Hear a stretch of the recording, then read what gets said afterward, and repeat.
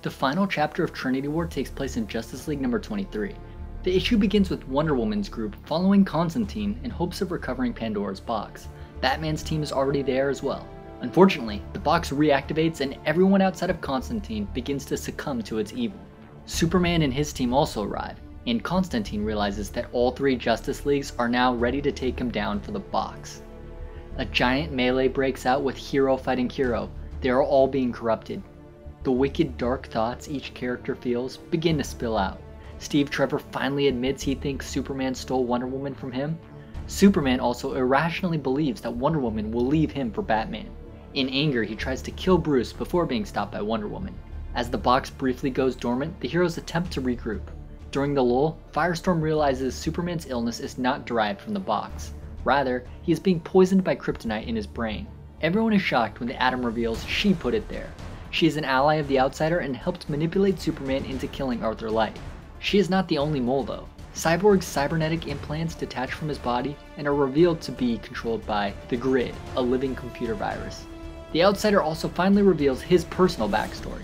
He and the Atom are actually from another universe. During Darkseid's invasion of Earth, the barrier between universes was weak, and the two successfully made it to our Prime universe. They formed the secret society with the end goal of bringing others from their universe here. The Outsider picks up the box and taunts Pandora, saying that the box isn't magic, it's science. It was actually created in his universe and serves as a doorway. The Outsider also claims that his universe is the birthplace of evil. As the portal opens, Madame Xanadu says that the other universe is Earth 3. A group of villains come through and reveal themselves to be the Crime Syndicate. They are composed of Ultraman, Superwoman, Owlman, Johnny Quick, Power Ring, and Deathstorm. The Atom, who is actually called Atomica, is also a member. This issue in Trinity War ends with Ultraman declaring this world now belongs to the Crime Syndicate. The end of Trinity War seems to be the beginning of Forever Evil. The Crime Syndicate pops up, and a lot of the storylines don't seem to have a definitive end, especially the Trinity of Sin.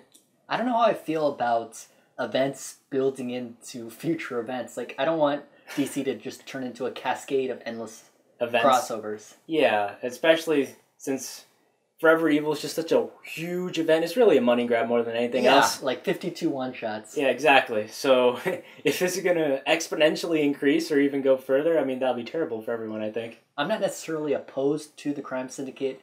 Looking at them specifically, they're actually an older creation.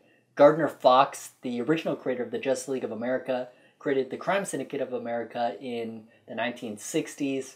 More recently, Grant Morrison has reimagined them. Now we're getting to see Jeff Johns' take on them in the New 52. Obviously, they're just basically evil copies of the Justice League. The way I look at it is kind of like they're from the Mirror Universe, if you're talking Star Trek. Yeah, they're from Earth 3. It's kind of interesting that they called it the birthplace of evil in this issue. Let's take a look at the specific members. So far, we know that there's Ultraman, who is the mirror image of Superman. There's Superwoman, who is Wonder Woman. Owlman, who's supposed to be Batman, but there's one key distinction. The Outsider actually calls him Thomas, so maybe we can assume it's Thomas Wayne and not Bruce. We also found out that the Outsider is actually Alfred from Earth 3 as well. There's Power Ring, which is supposed to be a mirror of Green Lantern. Specifically Hal Jordan. And then we have Johnny Quick, who would match up with the Flash. A seemingly new character is Deathstorm, which would match up probably with Firestorm. That's definitely a cool lineup to the Crime Syndicate. We also know that they have a few players on Earth. We already mentioned the Outsider, but Atomica, who was actually a member of the Justice League and turns out to be the Outsider's mole, she seems to be a part of them as well. They also have a new ally, and he's called the Grid. Cyborg has been almost killed. I guess he's saved in the end. Simon Vaz helps him out. Simon Vaz saves him, but the Grid is now in control. I kind of like that name. You were such a big Cyborg fan, though, and he just got wrecked. I was so surprised by that. I did not see Cyborg being just destroyed so quickly because he developed such an important role in the New 52, and then he's just marginalized. That's kind of like a soul-crushing way for the Justice League to lose as well. Is like your most essential member has really not been in control the entire time. And another important fact is now the Justice League loses their Boom Tomb technology, so they can't teleport around anymore. There was actually two other people that came through with the Crime Syndicate. First was the Sea King, who immediately dies. Yeah, it looks like Ultraman shot him in the back. And I know in previous iterations of the Crime Syndicate, Sea King was always at war with the surface world, so he probably wouldn't have been their ally. The other person we don't see a face for or a name for, he's covered with a bag and he's being led in.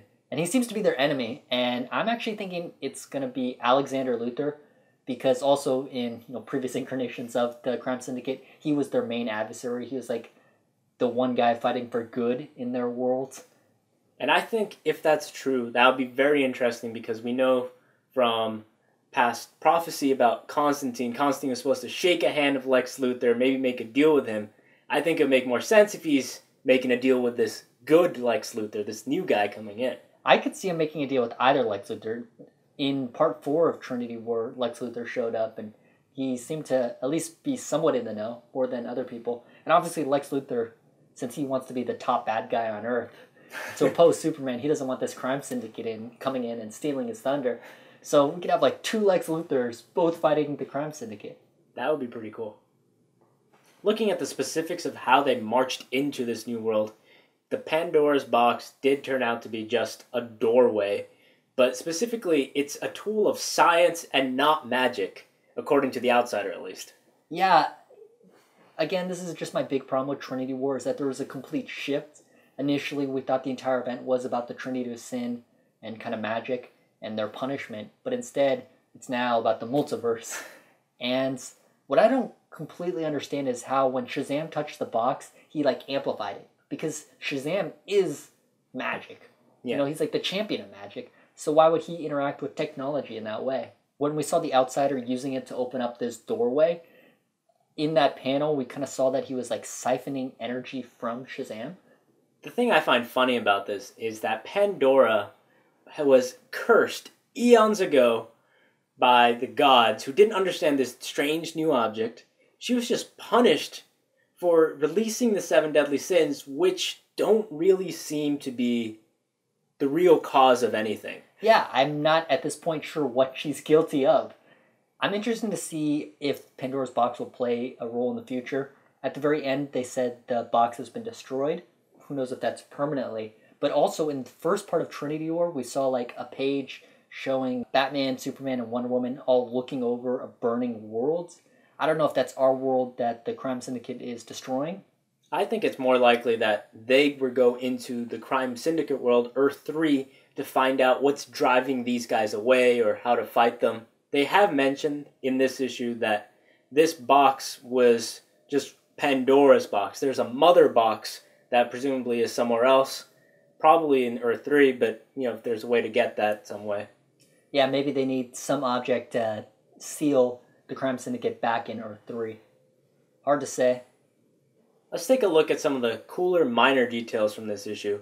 First off, what's making Superman sick is not the Pandora's box, but rather a sliver of kryptonite stuck in his brain.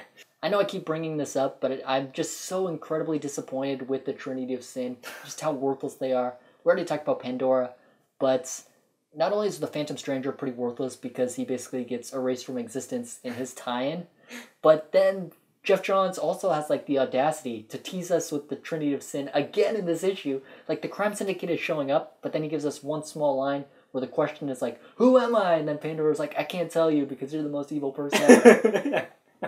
So it's he completely shifted the focus away from them, but then still tried to draw us back into them. And what makes it worse is the way he emphasizes that the Trinity War is not about the Trinity of Sin is Wonder Woman's line of when the Crime Syndicate is coming through, when the doorway is opening, she says, "Oh, the Trinity, it means Earth 3!" And so corny. Oh my, I cringed so much at that line. That was one of the worst lines in recent comic history. They had another great, really corny line. When Alfred is opening the portal, he says, "The butler did it." Another nice touch was they redrew some of the pages from the Free Comic Book Day issue, the fight between Simon Baz and Batman. I also kind of during that massive fight, Mira shows up, and Aquaman's what are you doing here? And it's just the Martian Manhunter, and then he punches Aquaman in the face. And that was Aquaman's whole role in the issue. That was his highlight from this entire event. He got thrown of Atlantis, which was a pretty badass event. So. As a grade, though, for Justice League number 23, the final part of Trinity War, what would you give it? I'd give it a 3.5 out of 5. The art I thought was absolutely spectacular. The storyline, however, I felt was a bit contrived. Especially the Wonder Woman line. Oh my god, I'm going to remember that one for days. I'm going to give it a 3.5 as well. It really bothers me that Trinity War was just a lead into another event. I would have preferred a solid event dealing with just the Trinity of Sin. Thanks for watching B3 Comics' full coverage of Trinity War. Before we go, we have a question for you. Kurt and I obviously had mixed feelings about this event. Were you guys satisfied with Trinity War? You can leave your thoughts in the comments below, but make sure to come back and check out our coverage of the next event, Forever Evil. Thanks.